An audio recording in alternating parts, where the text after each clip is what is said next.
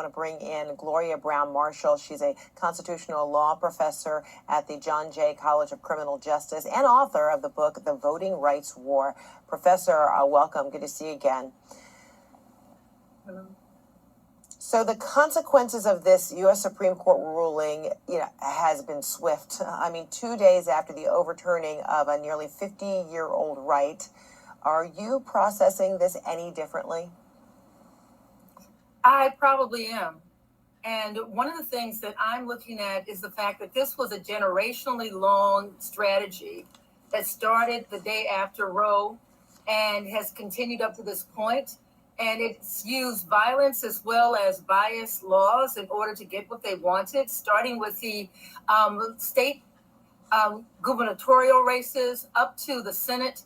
This has been a long road for them. And I have to add this as well. They use these strategies in civil rights as a structure for their strategy to undermine Roe versus Wade.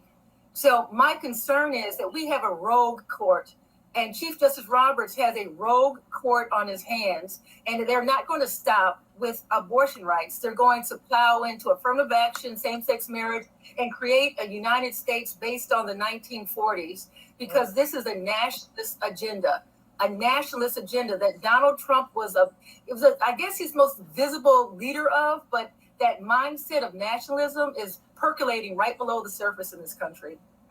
Well, then that brings me to this, because you and I spoke Friday, and you said this movement to overturn Roe v. Wade is fueled by a number of things, like you just spelled out, including a fear of the black and browning of America.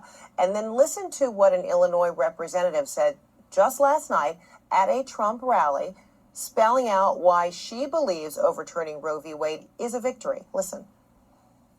President Trump, on behalf of all the MAGA patriots in America, I want to thank you for the historic victory for life in the Supreme Court yesterday. So that comment has gotten a lot of traction and criticism on social media. Her spokesperson told various news outlets that Miller meant to say right to life, not white life. Slip of the tongue or not, explain why you say this is a real catalyst against abortion rights. This is something I've been saying for many years. The nationalist movement is a movement that comes and goes in this country, and we have statutes from the 1800s, the early 1900s, again and again. When the white population begins to dip, the fear is they will not be in majority and therefore not be in power. By the year 2045, the U.S. Census has said that this country is going to be majority people of color.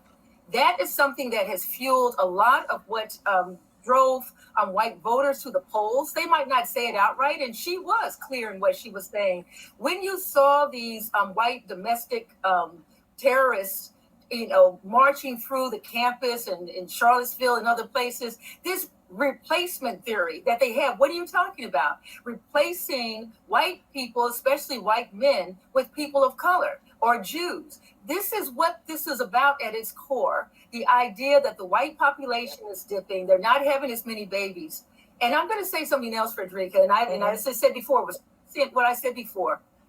They don't care about the fact that this would mean brown and black babies will be born, because we have undereducation of brown and black children. We have underemployment of brown and black adults. We have the prison system, and we have the lack of health care. All of those things then continue to undermine the population growth of those brown and black babies into adulthood, and therefore giving rise to more of these white adults who will stay in power, even if it's an apartheid system in which they're the minority, but then have the power of the majority.